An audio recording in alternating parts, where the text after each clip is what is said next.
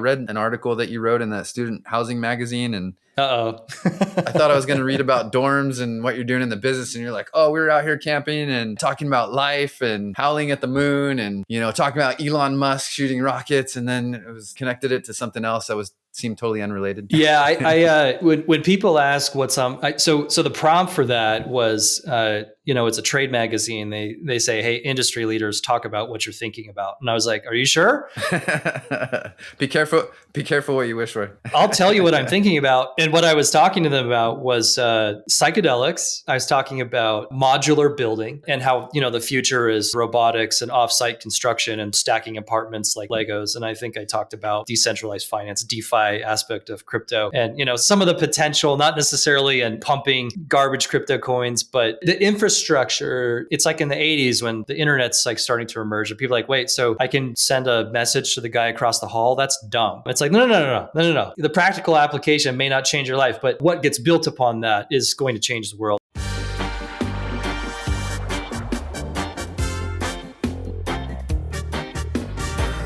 Welcome to Find Your Freedom, the best entrepreneurship podcast. Real quick, I have 3 things for you. Number 1, are you an aspiring entrepreneur that wants to find your own freedom, or are you just unfulfilled or unhappy in your current job and you crave more? Our goal at FYF is to build a community uniting successful entrepreneurs with aspiring entrepreneurs and provide the best resources possible to provide you on your entrepreneurial journey. Number 2, check out our free entrepreneurship ebook and all the resources you need to find your own freedom at findyourfreedompod.com. Number 3, one of the best ways for podcasts to grow is to share episodes with your friends and family. It would mean the world to Doug and I if you would follow us on your favorite audio platform and watch us and subscribe on YouTube. We just finished recording with Grant Collard, and his story of grinding his way to success is truly straight out of a movie. From getting escorted out of his first and only corporate job to now managing over $1 billion in real estate assets and student housing. His advice for aspiring entrepreneurs is so powerful. This is one of my favorite episodes to date. I'm super stoked about it. Please remember to like, share, and subscribe. Thank you for listening. Yo. Welcome, Grant. Super excited to have you on the podcast with us today. Thanks for having me. Excited to be here. What's up, Grant? Welcome to the Find Your Freedom podcast. Love having a fellow real estate entrepreneur and investor on with us here today. So let's begin by discussing how you chose the student housing niche. It's interesting. I get asked that question a fair amount. And I think there's a tendency for entrepreneurs to kind of go back and rewrite history and make it sound like we had this big thought out thesis and we'd studied this sector for years. The truth is, I was 25 years old and it was an opportunity that was thrown in front of me. And we just ran with it. And in a lot of ways, we were just very, very, very lucky. But going back to when I was 25, we saw a sector of the real estate market that was growing very quickly and that had not yet been institutionalized. So, for example, SFR investing was not like a huge thing institutionally 20 years ago until Blackstone. SFR. Yeah, just kind of like individual, single family rentals. Got it. Those types of things were really not a huge deal 20 years ago, even 10 years ago. And then you had some of these larger groups like Blackstone that come in and say, hey, why don't we question the assumption that this is impossible to manage or to run at an institutional scale? Student housing was the same way. And so, 15 years ago, people would say, well, what is student housing? And they would think, oh gosh, it's these antiquated 1960s cinder block kind of prison feel dormitory style buildings. Yeah. That's most experiences. And they're very, very difficult to manage. All the things that they say about student housing are true. You walk in Monday morning and you get a report of what happened over the weekend. And you're like, man, these guys are animals sometimes. And so what I realized was that if there's something that is perceived to be a huge operational headache, people say, I would never do that because of the management. Therein lies the opportunity. And somebody will do it eventually. And so what happened from 2010 to 2020 was we saw a massive institutionalization of student housing real estate. You had large groups that came in and said, you know what, we're not going to manage 3 or 4 apartment complexes. We're going to manage a couple hundred, and we're going to do it around the country. And we kind of jumped on that bus. We were tiny, but the biggest players in the market were also tiny. When we started, I think the largest players had maybe 5,000 beds, maybe 10,000 beds. And today they have hundreds of thousands. And so we jumped in a time that was super fragmented, very mom and pop industry that started consolidating very, very quickly. Do you think it helped you or gave you any advantage being that you were only 25, like fresh out of college, as opposed to some of your competitors who are in their 40s, 50s, and 60s trying to do it and understand and get in the mindset of the college student? For sure. You know, the clientele. Yeah. So a lot of the culture of our company and kind of our customer service philosophy was how much I hated living in student housing. And it was fresh on your mind at that age. It was fresh on my mind. And you know, it's funny. I watch these, I watch some of our residents, and they do insane stuff, and they party. And I think about, you know, when I was a freshman at BYU, and, you know, BYU is not necessarily thought of as a party school, but I can think back to a time when I was sitting in my dorm, just throwing a knife into my door and, you know, stabbing the linoleum and normal stuff. I think, like, just throwing a knife into just thinking, what was wrong with me? Like, what was wrong with that guy? He had a lot of pent up energy, you know, and we kind of trashed it. I paid, you know, they were very strict. I paid every dollar of that at the end of the year. But I think back to some of my early interactions with my landlords, and I just thought, I feel so powerless here, and I feel like this relationship is so adversarial, and I want to see if we can do something about that. Not to say that we get it right every time, but we try and come in with a collaborative mindset, like, hey, you know, we don't necessarily see this power imbalance as your landlord. In fact, we actually kind of hate that term. This is your home, and we want you to be happy here, and we work where you live, not you live where we work. It's kind of a mindset shift. And my wife and I had the opportunity actually to buy the dorm or the you know, student housing that we lived in before we got married. And it was just really fun to go through and say, hey, I hated this place. I wanted to burn it down, and now I own it. That's so full circle. What are we going to do about this? Yeah. Full circle. Yeah. That's so cool. Yeah, there's two sides of that coin too. You were talking about how you were young, so you had a connection. It was already fresh in your mind about how, you know, living in a dorm was. I think the other side of that is that you didn't know really what you were up against. You know, you were young, and I don't think you realized what, you know, the magnitude of what you were really getting into. That, I think, probably played another role in it, don't you think? That's perfect. I was going to say that, and then I got carried away, you know, reminiscing. That's absolutely true. You know, I tell people in our company, I don't know that we could start our company today. All of the factors and all the conditions are totally different. And then I follow that up with, I don't know that we would want to.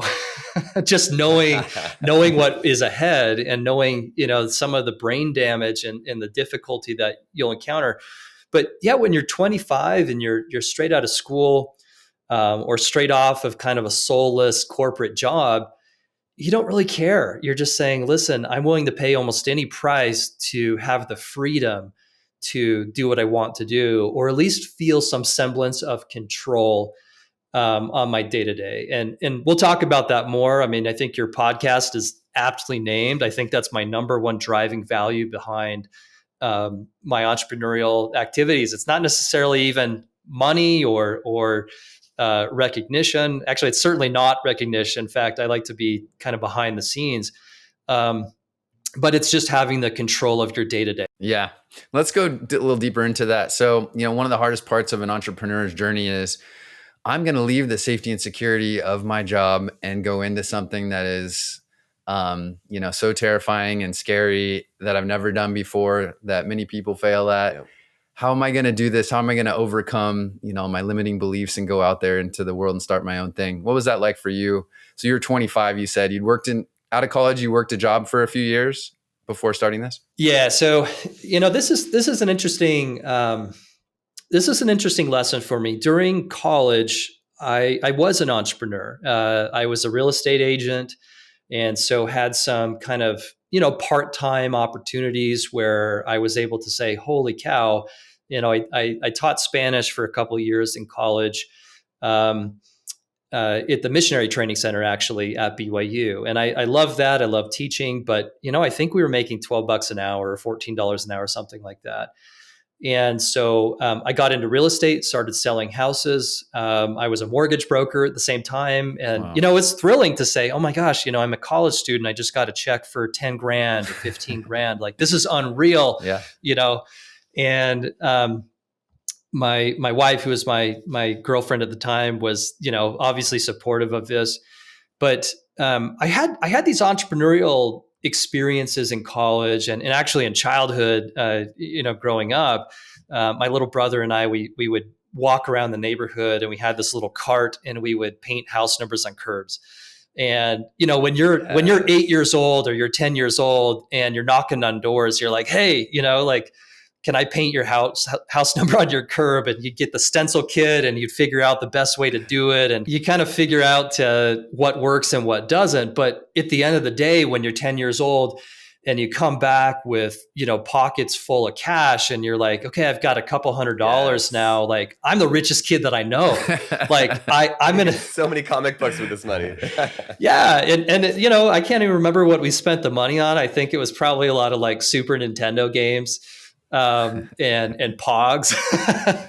Don't go into the Pogs. John and I have a big, we have a Pog background. We could go on and on about Pogs. We'll save that for a later episode, though. Yeah. So a lot of 90s nostalgia that I could dive into, but I think once you have some of those experiences and comparatively you say, okay, I can mow the lawn for, $2 or whatever it was. My parents were very, very, strict with our chores, and they didn't pay a lot. And you have an experience with, okay, on the open market, I could make a couple $100, on a Saturday, painting house numbers on curbs. That leaves a pretty big imprint on you. Yeah, it's huge. So flash forwarding back to college, and sorry for the detour there. No, that was great. I'd had these experiences which were similar in the feel of the thing. It was almost like, I can't believe I cheated the system. I got out of the matrix. Like, I can't believe how many hours it would have taken me to earn, that amount of money. And I was a very mediocre mortgage broker and very unfocused. This is when I wasn't doing class or whatever. And then what happened was my senior year of college, we watched the US financial system completely implode. And that was surreal. I remember sitting in a macroeconomics class, and, they had their Bloomberg terminals up, and the professor was, sat on the board of a number of banks, and he was like, it was somber. It was almost like, he's like, guys, I don't know what's going to happen here. I'm actually scared. We haven't seen anything like this in our lifetimes. And my senior year of college, I made a huge mistake. And the mistake I made was I put aside what I knew I wanted to do for safety. And I took a job with a financial services startup. It wasn't even in commercial real estate like I wanted, but they were growing during the Great Recession. And I didn't have enough confidence in myself. I'd watched the mortgage market fall apart. I'd watched the real estate market fall apart. And so I thought, gosh, maybe teaching Spanish for $14 an hour sounds pretty good. And 1 second, did you say you joined a startup company for safety? Did I hear that? Did I hear that correctly? Yes, and I know that sounds funny, but this was saying, hey, I know I'm going to have a paycheck, right? And I showed up, and I think I was probably I wouldn't have hired me, if that makes sense. I see guys kind of walk in, and I think, no, this guy's not going to stick around, or he's going to stick around, but he thinks he's smarter than everybody else, or he's going to say, there's a better way to do this, or the way that we're doing this is stupid, or the culture sucks, or I don't like, the 9 to 5. And that was my experience. When I was in college selling mortgages and doing real estate, I could control my own schedule. And I showed up to a job where they said, you will be sitting at your desk at 8 a.m. And I thought, I'm not a big structure guy, personally, or at least I am fairly structured, but the concept of time and me don't get along. And, I'd have a huge day and say, hey, we made these connections. We created these partnerships with these other firms. It's 2:00. Peace out. I'm going to call it a day. And they're like, no.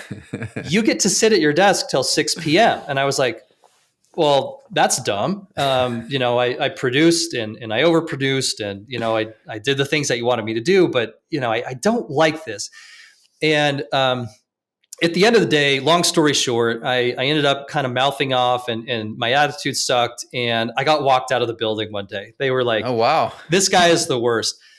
And, there's a few moments in your life where it's pivotal. These are like, moments of no return. And right. I remember driving home and I had this big grin on my face because I was like, I had a sense. I was like, this is the close of a chapter. And something. How old were you here? I was 25. Yeah. Or maybe I was 24 at this time. Wow.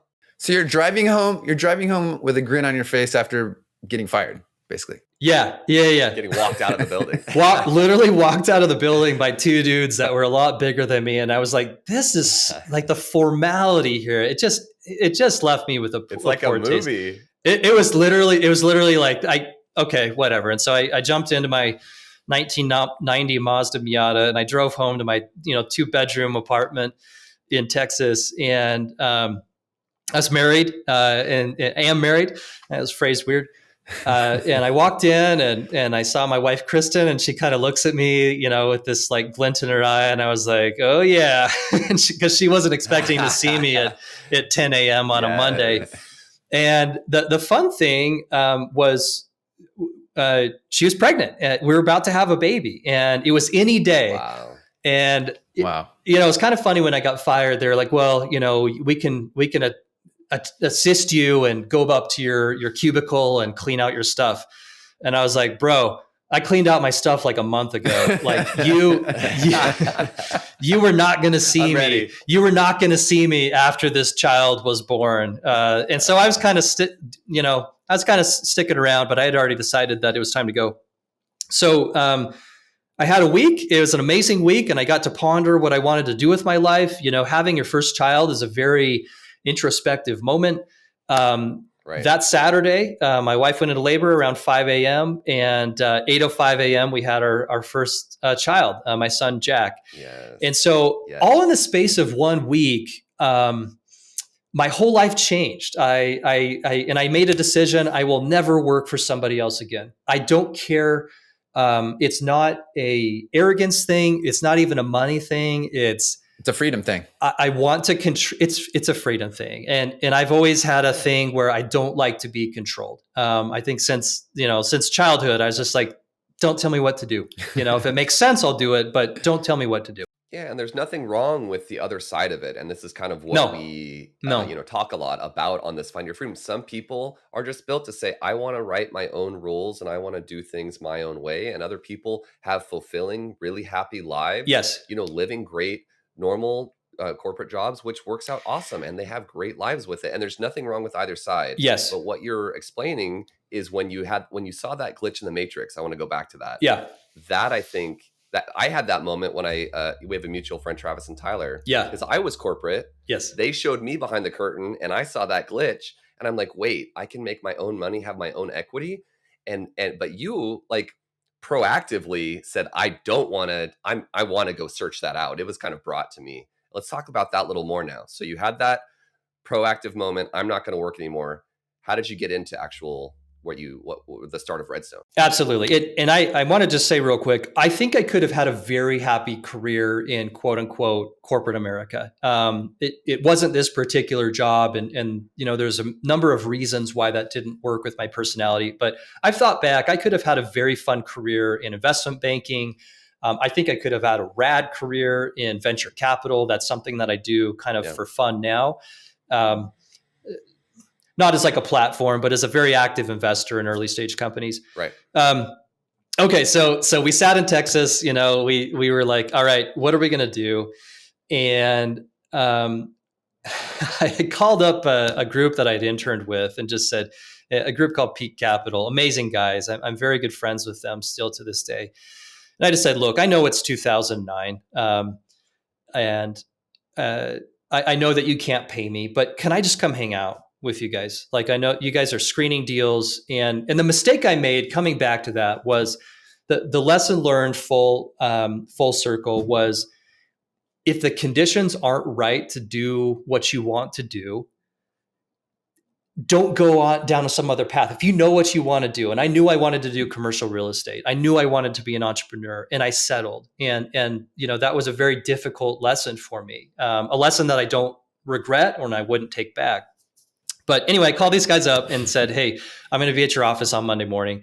I know you can't pay me. I know that things are really bad. You haven't closed a deal in a long time. Capital markets are a disaster. Credit markets are frozen over. I get that. I just need to be here. And, what year is this, Grant?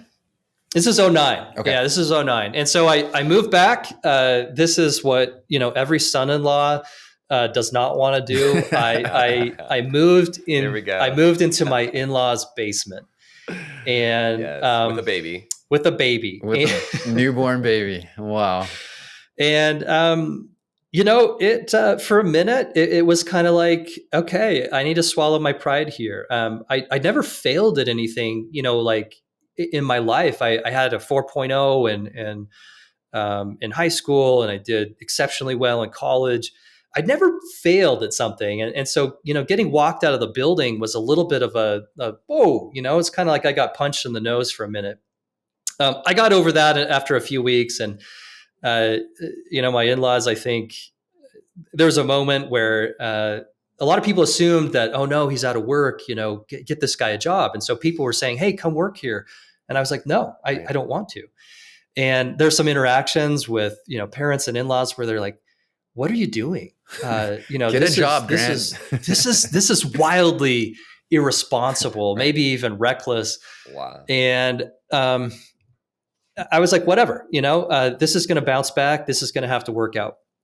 So I show up at Peak Capital and just, hey, what can I do? What can I learn?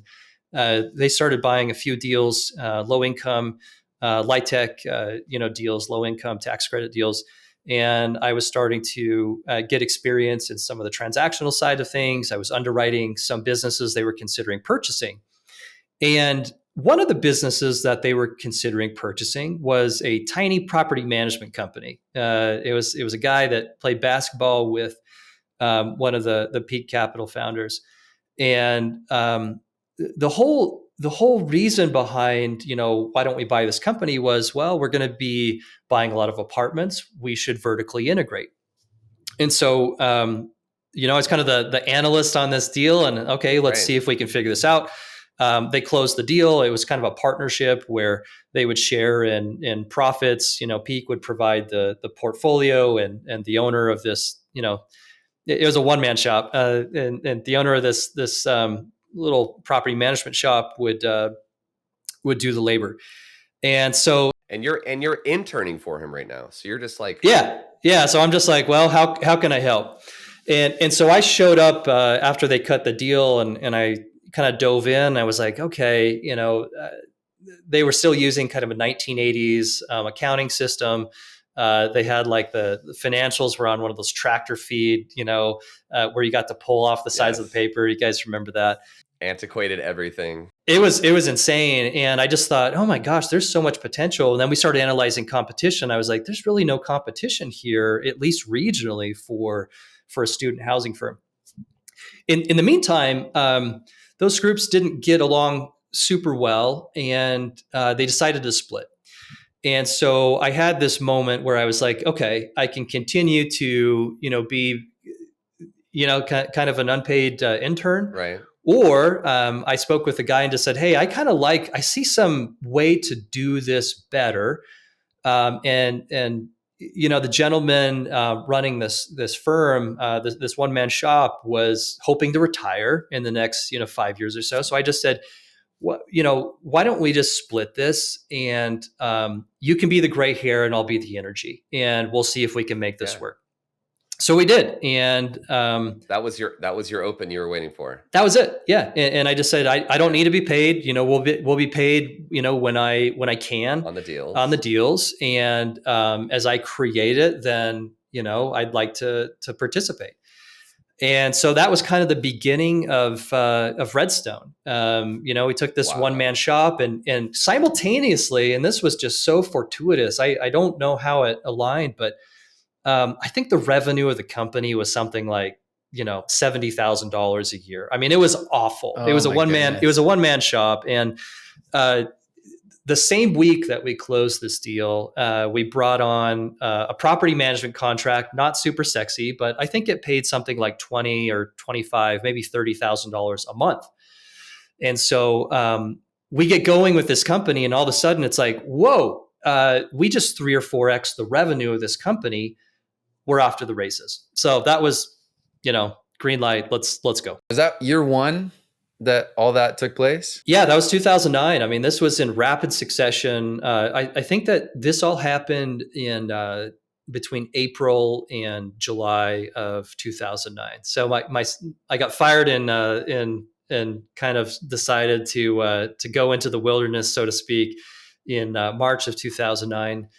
And we were kind of up and going with good revenue and making better money than I was before sometime late that summer. Oh my goodness. So that was with a management company. How did you end up starting to acquire actual deals? How far down the line was that? Yeah, great question. So we started, and my background is in finance. I was kind of the spreadsheet jockey for some of these firms that were acquiring apartments. And so that was always the goal. The property management company was a path to get there. It was a way to say, okay, this is an industry where we at least get to play in the same sandbox. Very quickly, this is 2009 and 2010. There were foreclosures everywhere. And so we got a line of credit from our bank, collateralized with our revenues from the management company, which were starting to become very robust. And we would just go to the courthouse steps, and we were starting to buy townhomes, one after the other for 130. Started multifamily. Yeah, we started buying a bunch of townhomes, individual stuff, and we kind of fix them up and flip them. This is at the same time that we're managing, large student housing complexes. Within a year or two, we started to see the same thing with multifamily. We started to see these things come up. They were distressed. They weren't run well. And the beautiful thing about property management, it's not the sexiest business on its face, but you have very predictable recurring revenue, and then you have access to data. You understand exactly how a good property should run. And so when something pops up in your market, you can underwrite it in your head in about 10 seconds. And that's what was starting to happen. We would see these deals pop up, and I would look at it and say, okay, the current owners owned it for 20 years, 30 years. It's managed by, mom and pop management company. They're using paper ledgers, and there's paper all over the place and file cabinets. You would automatically see all that value add right off the bat. It almost becomes intuitive. And so we went in and we said, okay, I'm going to take a big risk here. I'm going to throw down $50,000 non-refundable on this earnest money, and I'm going to bet that I can raise a couple $1 million to get this deal done. And so was that first deal regionally right where you were? It is. Yeah. It was in the first large multifamily. It was in Utah, and beautiful. That was scary. That was another one of these moments where I was, $50,000 at that time was a lot of money. And so I told my wife, hey, I'm going to give it my best shot. I think that this is going to work out. And wait a second. So you put up $50K. Yeah. Non-refundable before you had raised the $2 million that you were going to need, and you'd never raised capital before? You have to. Yeah. I mean, you kind of have to. It's like that's the tough thing about syndication is you simultaneously have a fish on the line and you're invested in it with your own earnest money. And then during your due diligence process and your debt finance process, you've got to go come up with X millions of dollars. And so we had to go out and raise that. Did you at least have soft commitments? No, we didn't have anything. We just thought like, this is a great deal. This deserves to be bought. Like, I know we can turn this around. And, then we just started calling everyone that we knew, and we're like, look, like, we don't have the old friends and family call, huh? Friends and family call. And the nice thing was we had a lot of credibility at that point. I had acquired, Right. real estate for other people. We had certainly managed at the time, thousands and thousands of beds and units of multifamily. And so it was actually pretty quick. We raised it, I think, within a week and closed on the deal. And it was like, they had people just throwing money at Grant, like, this guy. Grant's going to make it rain. I love it. They knew. And so that you'd put in the work. You put in the front loaded work. You'd already known the numbers. You had already proven yourself on a bunch of previous smaller deals. Like, I love that. We knew it inside and out. And so that's one of the lessons that I learned was, I wish I'd had more confidence. In those early years when we were geeking out on software systems and procedures and dialing in operating expense ratios on these apartments, we knew our stuff. We were much, much better than we had realized at the time at our craft. And so I wish that we had got out there earlier and had started to raise money earlier.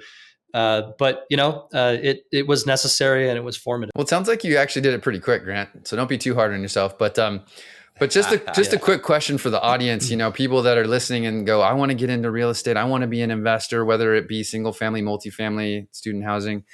Do you recommend property management as that first step, entree into the business? Because that sounds like that was kind of how you went into it. But he also had been a broker. That's true. He'd also been an agent. Yeah. So he had basically gone through That's true. all of the different aspects to learn that facet. I don't know that I would. It was right for my particular path, and it got us into a niche where we could scale and dominate a vertical very, very quickly. I don't know that I would recommend that. I think that my story is probably the exception to the rule. I think that getting into a real estate private equity in an analyst role or an acquisitions role, I think that's a much more direct path toward it, or some type of investment management role. I think that most people that kind of take a property management path are typically unable to make that jump into the principal or the ownership side. And I don't think I would have been different had I not had experience, investing on my own as a real estate acquisitions analyst, broker, mortgage broker, that sort of thing. Yeah, that makes sense. It was what was available in 2009. It was the door that was open then. And honestly, I was like, well, it's going to be this or barista at Starbucks. It was kind of the door that was open. Yeah, we had a guest that said, just get yourself in the corridor. Basically, get yourself in an area around people who are doing the things you want to be doing. Yes. And then whenever a window or a door opens, you're already in the corridor and you can walk your way through. So you saw the door open with this property management company, and it sounds like you had some pretty good foresight. You're like, I can scale this, but I'll also be able to be looking at other deals because I now have inside data and information that I can use for. Absolutely. And in day one or year one, it was cool. It was like, hey, I am rubbing shoulders with these real estate private equity firms that are making these huge purchases of these apartment complexes. And so Right. I didn't see them as kind of employers or clients. I was like, no, I'm peers with these guys. I just happen to be helping in this particular role. So year one, I would go to these groups and say, okay, guys, you're buying a deal and it's a $40 million deal. My fee for my company is going to be whatever, $100,000 a year, $150,000 a year. I am very disciplined, and what I like to do is roll in that fee. So why don't you roll in, 2 years of management fee or $250,000 into your deal as LP ownership, and now we're aligned. And I'd say, now I'm a partner and I really care about your deal. You're not just paying me as a third party manager. And so I did that probably 15 or 20 times. And it was really fascinating. Now you are a partner. Now you are building a portfolio. Yes, my role is to run these assets, but 2 years in, they do a cash out refi. I get back 100% of my capital, or sometimes 150 or 200% of my capital. And my eyes grow and I'm like, oh my gosh, these guys really taught me something about capital markets and how the best case of this works. Let's figure it out on our own. And then not to mention, it's like, I'm building a fairly good apartment portfolio. even though I'm not fully in the driver's seat, I'm building a very nice LP, apartment portfolio. They like it because they can reduce their OpEx, right? Not have to be paying you the management fee. They do. I mean, it all kind of washes out. It does help with some of the cash flow needs up front. But what they really like about it, and I still do this to this day, they really like the alignment. They say, and they brag about it. They'll say, you know what? They'll tell their partners in New York or LA, our operations firm, our property management firm, they're our partners. These guys have skin in the game. These guys have real dollars into this thing, and they treat it as such. And so you have alignment, and it makes us feel good. We're like, no, we're partners. Don't talk down to us like a third party, group that you hired and picked out of 10 other groups. Like, we are your partners. And so that set us up for success later. So as you're doing these other deals, you're working your fee system into the making yourself basically a partner as being an LP. Yes.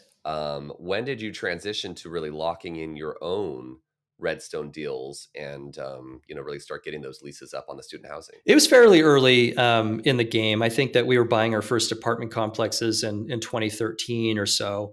Again, if I wish I could have been doing this in 2009, 2010, but I would say that was a moment where we had to push past more fear, even than kind of those first steps and partnering up, startup mode. And the reason for that was it's very difficult to ask other people for money. I'm not someone that can easily say, hey, can I have some money to do this? I take that very, very, very seriously. And, it's very stressful. You're like, okay, we just took $10 million from investors. Like, we have to perform and do what we said that we would do. And I never want anyone to come to me and say, you didn't do what you said you would do. We've never lost anyone's money so far. Anytime we've had an unhappy investor, there's been 2 or 3 times where they say, I don't know if I like this. Then we say, great, we'll cash you out. We'll buy your position, immediately. And so that was the most difficult part, is getting over that fear to put yourself out there and say, okay, we're going to be on a tightrope here in a very visible way, and people are going to judge us, and that's scary. So looking back on that period, what is there a certain moment or a certain experience as either as you were first starting with just the condos or the multifamily or the student housing, where you and your wife or you and your team really thought like, all right, like this is it, like we are doing this and it's working and we're on a trajectory to make it happen? I can't think of any really super pivotal moments beyond, getting fired in Texas and walking out of there and just said like, this is my crossing the Rubicon moment. Like, from here, it's, we're going to forge our own path.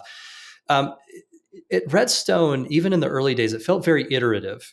Nothing felt unnatural. I think, growing the company, there's been moments where you kind of gulp and say, oh my gosh, I can't believe we're doing this. Even recently in the last couple of years, we've made some significant hires from companies that are much larger than us, and said, I can't believe that these people are now working with us. Like, we've had a few moments like that, but I'd say overall on the path, it's been very iterative. It's been very natural. And it's worked out. In hindsight, it's always worked out. And you had said earlier in the podcast that what you were really working towards was getting freedom for yourself, for your family. Can you think back on any moment where recently you've been doing something? I know you have more freedom in your life now, where it's been like, yes, this is what I was working for. This is worth it. All that hard work is now really paying off. Yeah, I think, we had a moment in 2018, and in 2018, we sold a few deals, and those were some of our first real big paydays. I think for better or for worse, I am a deferred gratification guy, and I'm always like, let's go long. We're all in for the long term. We don't really sell a whole lot of stuff. If there's an opportunity to make a big fee or something, we're like, well, can we put it in an investment instead? This was the first moment where, we had a lot of money, and I think we'd sold an apartment complex. It was the biggest check I'd ever seen. And, what we did with that was we paid off all of our stuff. We just built our dream home and we paid that off, and we didn't have any debt. And we had enough apartments or ownership in enough apartments where our monthly income was more than covered. And I think that was a moment that felt kind of special. It wasn't as special maybe as I thought it would be. It wasn't like, I listen to Dave Ramsey and people are cheering and saying we're debt free and all this. It wasn't popping shit. Yeah, exactly. It wasn't quite like that. Right. But when COVID, just the stress, maybe this stress, I started sleeping very well at night. And that was something that I don't naturally do. I'm a little bit of a nocturnal, insomniac in some ways. And I was grateful for that when COVID hit, because when COVID hit, I just said, you know what? It's going to be okay. The company has zero debt. We have zero debt. I think in entrepreneurship, the ability to stay lean is it's a superpower. And I think in those first 5 years, if you can stay lean personally, it allows you the flexibility to do what needs to be done, and you don't get put into a corner where you have to do things that you don't want to do. Let's switch gears a little bit here and really talk to the aspiring entrepreneurs that are listening in the audience right now. What advice do you have for them, sort of going through all these experience that you've had over the last 20 years, going from starting out to now being basically 40,000 leases and growing in 16 different states that Redstone has now? They're either just got out of college or they're in a job that they're not liking. What advice do you have to tell them that you wish someone would have told you when you were in that position? Yeah. It's interesting as you listen to podcasts and read books and you listen to people tell their stories. There's almost a mythology that is kind of cast around entrepreneurship. And I think on the one hand, I understand it. When you look back and kind of think about the glory days, it's hard not to mythologize, if that's a word, those moments. At the same time, I think that might dissuade people from taking steps toward entrepreneurship. So when I think about entrepreneurship, and this was a huge kind of fallacy that I had in my mind during college, I would sit in these lecture series where they'd have entrepreneurs come and they'd tell their whole story and say, I did this thing in my garage and then I sold it for, a couple $100 million. Yeah. And like, isn't that so cool? And so I thought, okay, well, an entrepreneur is someone who quits their job cold turkey, has zero income, and magically comes up with startup capital for this brilliant new idea that nobody has ever had. In reality, some of the coolest entrepreneurs that I know, it's a guy that owns a CPA firm. It's a guy that says, hey, I'm doing taxes. Maybe I don't want to do taxes for the rest of my life. I'm going to hire a bunch of really cool people, and I have a great reputation and a great, great relationships with my clients. And now he owns a CPA firm with, 100 CPAs. That is an entrepreneur. And I thought I had to invent maybe the next Google in order to be legitimized as an entrepreneur. The second thing is, when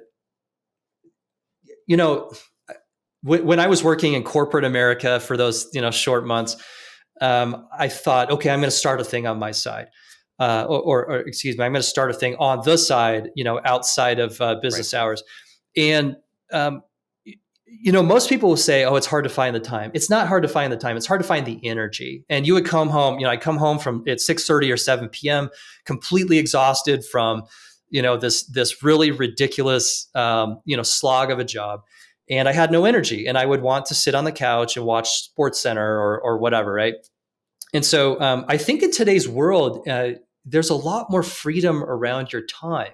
And so if you're a person that has a work from home arrangement, if you're a person that, just has a little bit more flexibility, you can manage that energy and drive that into an entrepreneurial path in a way that I don't think you could 10 or 20 years ago.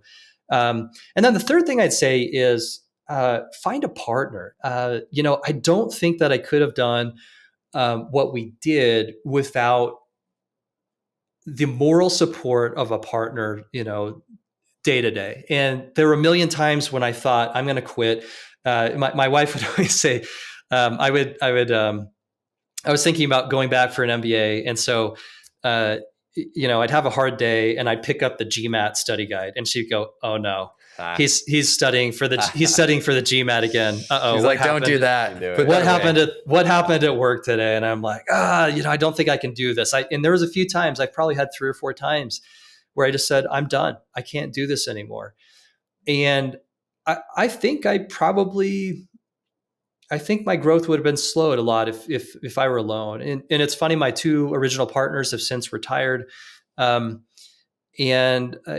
now, I'm elevating kind of our next generation of leadership into a partnership role with equity incentive plans, that sort of thing. And I like having partners. It's not just because, and maybe I could make more money if I said, no, 100% of the company is mine and I get all the profit. I don't think that's the right way to think about it. I think that you'll go a lot farther with partners. And so if there's somebody that you know that shares that passion and that you've known them for some time and you have established some base level of trust, I think that's a way to kind of tilt the odds in your favor. Wow, I'm blown away by those, Grant. That was really, really something. All three of those points and the way that you laid them out. I think people can get a lot of value from hearing your thoughts on that. Now, what are your thoughts on work-life balance and time management? You mentioned something to us earlier about, wanting to get into real estate to get to a place where you're comfortable and have that freedom of schedule. How do you look at time management and work-life balance? Yeah. Okay. So here's a little bit of a paradox. I don't compartmentalize very well. When someone says work-life balance, I kind of scoff at that and think like, there's no work life, there's only life. And I've tried to treat people in that way as well. I talk the exact same to people at work as I would in my social life, and our clients, I talk to them like they're old high school buddies. I don't compartmentalize and have a different persona or a different system for each part of my life. So I don't know, like work-life balance, I think in entrepreneurship, it might be a little bit of a myth in startup days, if I'm being totally honest with you. I know that I know with kind of the criticisms of hustle culture today, that may not be a popular opinion, but I look at my 20s and I think, okay, I'd work as hard as I could, in the business, during the day, servicing clients. How do I do this? How do I block and tackle? I'd go home, I'd have dinner, put my, baby to bed, spend some time with my wife. And then, I'm a night owl. And so, at 9 or 10 PM, she'd go to bed and I would go work for another 3 or 4 hours and just pound it out. And that was my work-life balance. Today, it doesn't look like that. Typically, I'm out of the office by 6, but I enjoy what I do like a lot. I really like it. The times that I'm working nights and weekends, unless we have an active deal on the line, much less often. But I think that work-life balance in the short term might be a little bit more of a myth. I think in the long term, you have to carve it out. And especially with regard to your family, you can burn the candle at both ends for yourself, for a long time, particularly in your 20s and maybe your early 30s when you have lots and lots of energy. Yeah. But, I look at all this and think, 6 months after I retire or I'm done or we sell the company or whatever that looks like, people aren't going to remember that. It's your kids that are going to remember you 30 years later, 50 years later. And so like having that family and carving out time for vacations and being present when you are home, I think that's more important than any, short-term, balance in terms of calculating the minutes here and calculating the minutes there. That's a great response. Yeah, some of the entrepreneurs that we sit down with say it's really important to have like a diverse skill set where you really understand all facets of the business. And then some of the entrepreneurs say like, I'm good at this one or two things, and then I kind of just find other good people and rely that. Which camp do you sit in?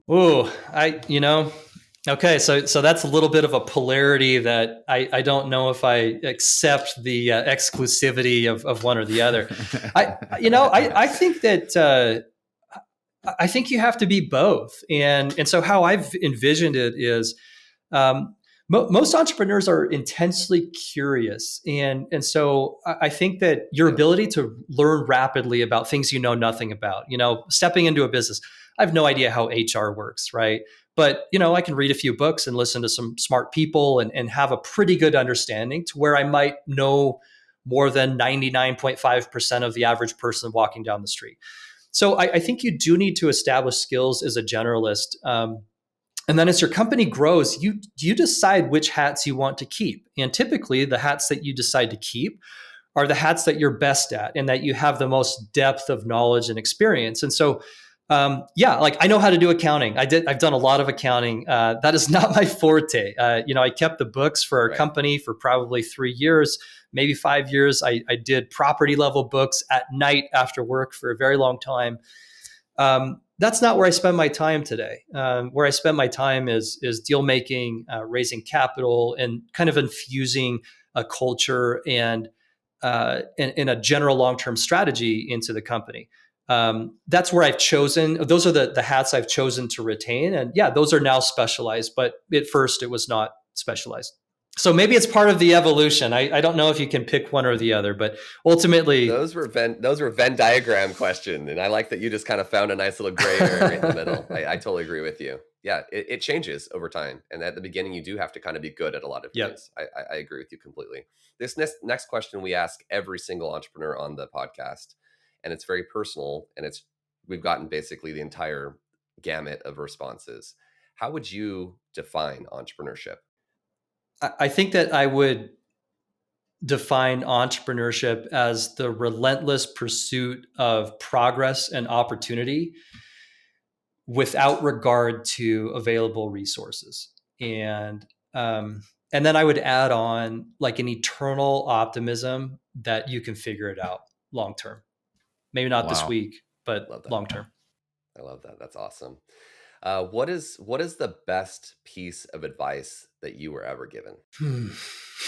I mean, most of them I didn't listen to. So I think that there's a lot of painful lessons. I think that I had a number of mentors that were trying to convince me 5 or 10 years ago, hey, you're doing too much. You're going to get burned out. You need to learn how to delegate. You need to learn how to trust, people in your company. And those are things that I, by and large, did not listen to.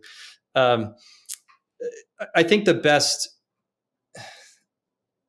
I think I had a mentor, and he's one of the few people that really took a big chance on me. He tossed me the keys to his $50 million development in 2009. And it was struggling. It was possibly going to fail as a development.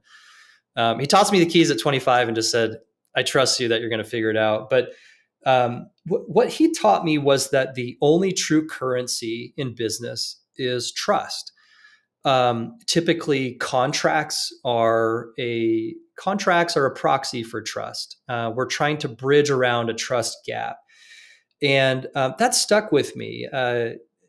He was a guy, he was a commercial banker in his career, and he would always do the right thing no matter what the contract said. And that stuck with me. And I have a number of clients that, maybe they've given us their apartments to run. Maybe they've given us millions of dollars, and they don't look at the contracts. They shake my hand, they look at me in the eye, and they say, I trust you that you're going to do the right thing for me. And I think that's the best advice I've received. It's trust is the real currency of business. Things go so quick and so smooth when that's present. And so striving to become an entrepreneur or a business owner or a person that is worthy of that trust, that can earn and cultivate that trust, I think that's the number one thing. And always honoring that trust. It takes a long time to cultivate, and it's very easy to lose. And so that's all you have. That's all you have out in the marketplace is that trust. And people will paper around it with contracts, but in reality, they have to believe that you'll do what you said you'll do. I think it seems obvious, but man, that's such a huge one. And I think when you're coming up and you're early on and you want to get there so badly and you want to get there yesterday, there can be a tendency to cut some corners, and it won't be that big of a deal if I said I was going to do this, but I can do it like this over here.